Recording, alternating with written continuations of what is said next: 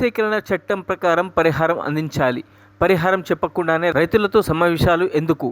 CPI Narsapur division కార్యదర్శి కడారి నారాజు. RRR భూములు కోల్పోతున్న నిర్వాసితులకు ఎంత పరిహారం ఇస్తున్నారో చెప్పకుండా రైతులతో సమావేశాలు పెట్టడంలో అర్థం ఏంటని సిపిఎం పార్టీ నర్సాపూర్ డివిజన్ కార్యదర్శి కడారి నారాజు అన్నారు. బుధవారం నర్సాపూర్ కేంద్రంగా రైతు వేదికలో ప్రభుత్వ అధికారులు ఏర్పాటు చేసిన సమావేశంలో ఆయన వివిధ డిమాండ్లతో కూడిన వినతి పత్రాన్ని నిర్వాసితులతో కలిసి అందజేశారు. ఈ సందర్భంగా వారు మాట్లాడుతూ గతంలో ప్రతిపక్షంలో ఉన్న కాంగ్రెస్ పార్టీ నేడు అధికారంలోకి వచ్చిందని, మల్లన్న సాగర్ పోరాటంలో ఇదే కాంగ్రెస్ పార్టీ నాయకులు 2013 భూసేకరణ చట్టం అమలు చేయాలని ఉద్యమాలు చేసిన సంగతి గుర్తు చేశారు. నేడు అధికారంలోకి వచ్చిన తర్వాత RRR నిర్వాసితులు భూములతో పాటు చిరుద్యోగులు ప్లాట్లు తీసుకుంటున్నారని, వారి పరిస్థితి ప్రశ్నార్థకంగా మారిందన్నారు. రైతుల ఒప్పందంతో భూసేకరణ చట్టం ప్రకారం భూమికి భూమి, ఫ్లాట్కు ఫ్లాట్ ఇవ్వాలని, నిర్వాసితులు కుటుంబాలకు ఉద్యోగాలు కల్పించాలని కోరారు. లేని పక్షంలో గ్రామాలలో భూమి కోల్పోతున్న నిర్వాసితులతో సమావేశం ఏర్పాటు చేసి పోరాటాలు నిర్వహిస్తామని హెచ్చరించారు. ఈ కార్యక్రమంలో నాగభూషణం, దుర్గేష్, అంజయ్య, బిట్టల్, శివారెడ్డి, సంగమేశ్వర్ తదితరులు పాల్గొన్నారు.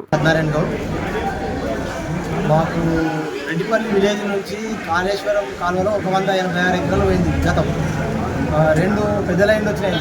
ఇది ఛత్తీస్గఢ్ లైన్ ఒకటి, ఇంకోటి గోమారం లైన్ ఒకటి వచ్చింది, ఇంకోటి మల్లన్న సాగర్ కాలువ వచ్చింది, ఇంకోటి రైలు కోసము 9000 వాట్స్ కరెంటుకు అదొక లైన్ సర్వే చేసి ఇప్పుడు రీజనల్ రింగ్ రోడ్ మా ఊరుకు ఒక 100 మీటర్ల దూరంకి వెళ్ళి పోతుంది. దాదాపు ఒక 20 ఇళ్ళు పోతున్నాయి ఊరు నుంచి. మళ్ళా ఇంకోటి తిరిగి చెరువు ఉంది, చెరువు మధ్యలోకి వెళ్ళిపోతుంది. చెరువు కట్ట కింద సగం, అటు సగం ఇటు సగం మధ్యలోకి వెళ్ళిపోతుంది. 2 పంటలు పండే భూమి, 2 పంటలు దోపసల నంబర్ మొత్తం ఒక గుంట భూమి కూడా పరంపోగు లేదన్న, మొత్తం పట్ట భూమిలో.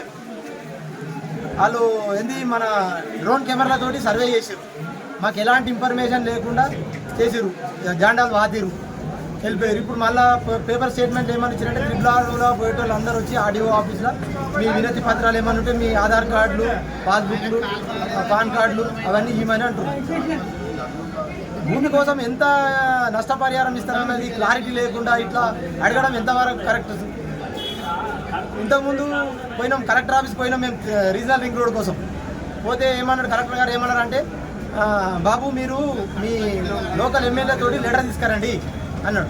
లోకల్ ఎమ్మెల్యే దగ్గరికి పోయినాం, అప్పుడు మదన్ రెడ్డి గారు లోకల్ ఎమ్మెల్యే దగ్గరికి పోతే ఆయన ఏమన్నాడంటే, అరే బాబు మేము మనతో కానిపోయినది పోదాము, సీఎం దగ్గరికి పోదాం, మీ అందరిని దొరకపోతా నేను అన్నాడు.